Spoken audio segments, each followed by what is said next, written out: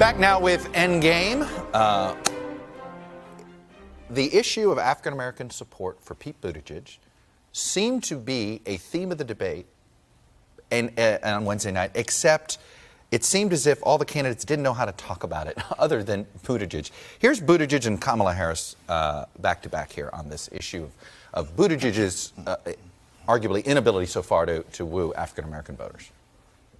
While I do not have the experience of ever having been discriminated against because of the color of my skin, I do have the experience of sometimes feeling like a stranger in my own country. So we're going to now say that my pain is worse than your pain? These are all injustices, but to start comparing one group's pain to the other is misguided.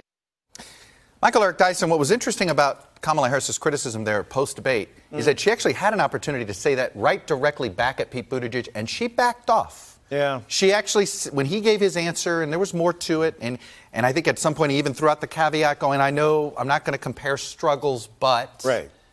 And she decided not to do it, but she did it off camera. What does that tell you?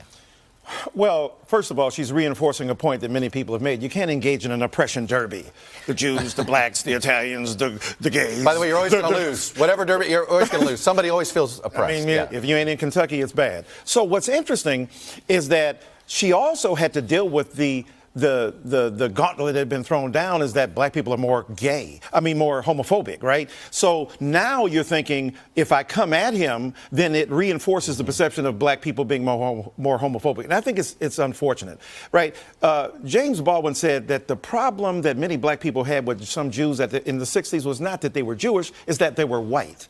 The problem with Pete Buttigieg is not that he's gay, is that his politics have been so whitewashed to a certain degree that they have undermined his capacity to forge connection with African-American people. Now, that's not to say that there's not homophobia in black communities, as there is in every other community in the world, but to single out black people is especially ironic because in one sense, the reason some black people are so sensitive to homosexuality is their heterosexuality has already been queered. When you come here and get your testicles looked at on an auction block, that ain't normal. So now we're hypersensitive to anybody else who steps outside of that realm. So that's, I think, what was at the Let me just ask this quick. Can Pete Buttigieg become the nominee? Or is this too big of a problem? No, it's not too big of a problem, but he's got to be willing to be self-critical and to acknowledge that most black people are, unlike me, are conservative morally and conservative socially, even if not politically. If many Republicans hadn't been caught in a quagmire of bigotry, they could exploit the inherent cultural conservatism of black people. Wow. Well, you know, what's kind of interesting also is that Joe Biden, when he was vice president, was the one who converted Barack Obama into supporting gay marriage, which he didn't support in his second term when he was running for re-election. Or at least he outed him. He outed Obama as a supporter, yeah. As a supporter, that's what I'm saying. Yeah. So it's kind of a triangle here that we have in the Democratic Party. And the only other thing is you can't outcool Barack Obama. And that's one thing the Democrats are lacking is anyone who has command of the stage like Barack Obama did. And plus, I was on the campaign trail against Barack Obama. He's cool, and it's very personal with the African-American community. Kamala Harris is trying to be cool. She can't. Can I jump in on that? Yeah. You know what's interesting is that I think the black response to Kamala and Corey, tremendous individuals with extraordinary talent, is a delayed response of disappointment in Barack Obama that black people cannot explicitly articulate. So because they love Obama the man, but politically they see now that there were some really problematic situations, and so they want their cake and eat it too. Kelly and Katie. My question for the Democratic Party is who is the candidate that both sides, at the end of the day, both sides of the Democratic Party, progressives and the more moderates, conservatives and liberals, can agree on in the general election? Is that going to be somebody like Pete Buttigieg? Maybe. Is it going to be Biden? Is Biden going to inspire the progressive base? Will those Bernie supporters who are also kind of curious about Donald Trump move over to Biden? Is that a good bet in 2016? You're going to talk about who can present a diverse coalition, and yes, Biden certainly has the black vote locked down, at least as of now.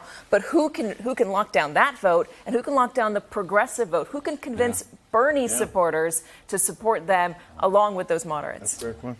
I think Democrats are in an interesting position right now. They basically have 4 frontrunners, and none of those frontrunners really has the momentum.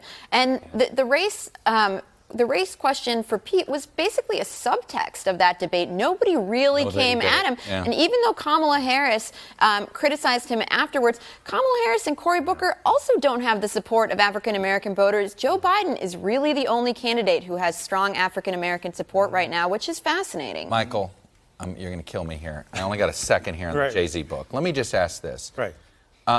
Does Jay-Z at all feel like the NFL's using him with this Kaepernick stuff or not? There's been a lot of accusations out there that he's being used by the NFL on this. Do you Of buy course that? not. Here's the thing. You're talking about racism and a racial lens. Yeah. Why is it that we think when a black guy sits at a table with a white guy, the white guy is using you as opposed to, guess this, it was Jay-Z's presence that forced the NFL to do something it hadn't done in 3 years. Give Colin Kaepernick a shot.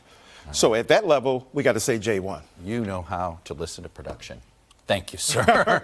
That's all we have for today. Thank you for watching. Have a wonderful Thanksgiving holiday. It is my favorite tradition because you can make any tradition you want. We'll be back next week, though, because if it's Sunday, it's Meet the Press. Hello from Washington. I'm Chuck Todd, and thanks for checking out the Meet the Press channel on YouTube. Click on the button down here to subscribe and click over here to watch the latest interviews, highlights, and other digital exclusives.